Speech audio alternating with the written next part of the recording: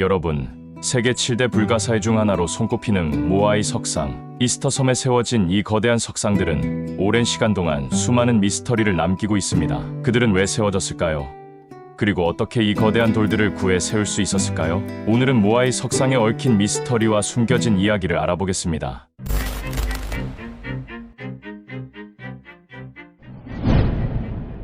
1722년 4월 5일 네덜란드 출신 탐험가 야코프 로에베이는 항해를 하던 중 하나의 섬을 발견하게 됩니다. 지도에도 표시되어 있지 않았던 이 섬을 발견했다는 사실에 기뻤던 그는 바로 배를 정박했습니다. 그가 이 섬을 발견한 날이 바로 부활절 기간이었고 그 기념으로 섬 이름을 이스터 섬이라고 붙였습니다. 새로 발견된 이스터 섬을 선원들과 함께 탐사하기 시작했고 시간이 지날수록 이곳이 심상치 않음을 느끼게 됩니다. 섬에는 원주민들이 거주하고 있었으며 주변에 사람 얼굴 모형의 거대한 동상들이 있었습니다. 그것도 한두 개가 아닌 무려 1000여 개 정도의 돌 석상이 말이죠. 길이는 4m가 넘어 보였고 당시 발견한 로에베이는 생각했습니다. 이게 어떻게 만들어졌을까? 이 생각을 하게 된 이유는 로에베인이 선원들과 섬을 탐사했을 때 이 섬에는 나무도 없고 돌도 없었기 때문입니다. 그것도 4m 가까이 되는 큰 돌은 눈을 씻고 찾아봐도 찾을 수 없었죠. 단순한 의구심만을 가진 채 로에베인과 선원들은 돌아오게 되었고 이때부터 이스터 섬이 알려지기 시작했습니다. 이스터 섬의 경우 화산 폭발로 생성된 섬이며 전체 면적은 163.6으로 서울 면적의 4분의 1 정도의 크기입니다. 이 작은 섬에 세워진 모아이 석상은 평균 높이 4m, 무게가 약 12톤에 달하는 거대한 돌 조각들입니다. 이스터 섬의 원주민인 라파누이족에 의해 약 1250년에서 1500년 사이에 만들어진 것으로 추정되며 그들에게 모아이는 조상의 얼굴을 본뜬 신성한 상으로 섬의 주인공이자 보호자로 여겨졌습니다. 그런데 어떻게 해서 이 많은 돌 석상을 만들 수 있었던 걸까요? 모아이 석상은 섬 화산 분화구에서 채굴된 응외암으로 만들어졌습니다. 여기서 놀라운 것은 어떻게 이걸 옮겨서 세울 수 있었는지입니다. 이에 대해서 수많은 가설이 제기되었습니다. 첫 번째 가설은 걸어서 이동했다는 것입니다.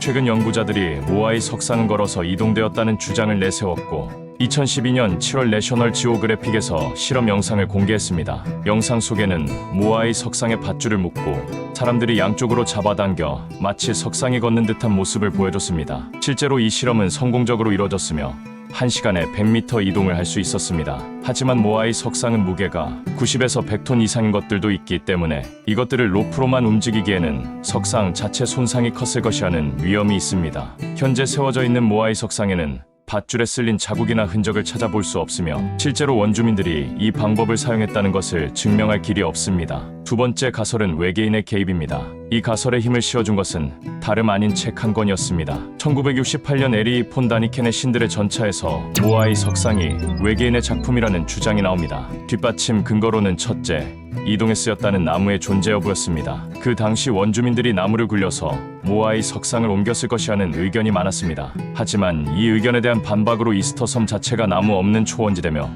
외부에서 나무를 구해온다고 하더라도 배가 있어야 하는데 그 배를 만들 나무조차 없었다는 주장입니다. 둘째, 제작 기술 및 장비의 유무입니다. 모아이 석상을 보면 멀리서도 사람의 이목구비가 느껴질 정도의 정교함이 나타나 있습니다. 특히 얼굴의 코와 턱, 그리고 특이한 귀 모양은 그 당시 원주민들의 기술로 가능한 부분인지 의구심이 듭니다. 또한 평평한 돌을 갈거나 깎았을 텐데 그걸 한 개의 석상이 아닌 몇백 개의 석상을 제작할 수 없다고 말했습니다. 마지막으로 석상 일부 머리에 얹어진 무거운 돌을 주장했습니다. 모아이 석상의 일부에는 마치 모자처럼 생긴 돌이 올려져 있습니다. 그 모자처럼 생긴 돌을 제외한 키만으로도 4m가 넘는데 그 돌까지 올리기 위해서는 어떤 방법을 사용했는지 알 방법이 없다고 말했습니다. 또한 모자의 무게가 무려 4톤에 달하는 점을 내세우면서 결론적으로 모아이 석상은 외계인들이 만든 작품이라고 주장했습니다. 이에 대해 여러 학자들은 반박을 시작했습니다. 영국의 식물학자 존 플렐리가 이스터 섬 화석과 생명체를 조사해본 결과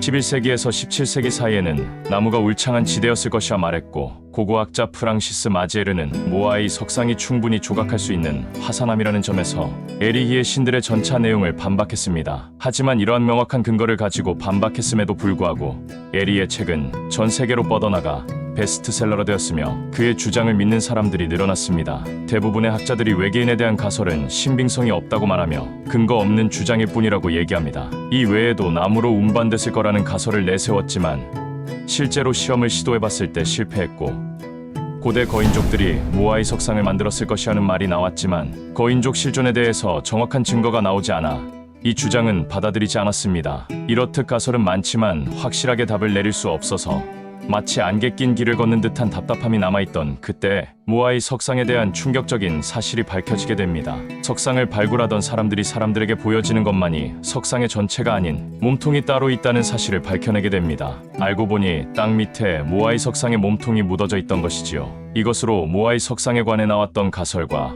학설이 무색해지고 맙니다. 엄청난 크기의 모아이 석상들, 왜 이렇게 크게 지은 걸까요? 이 질문에 대한 답은 다음 영상에서 알아보겠습니다. 시청해주셔서 감사합니다.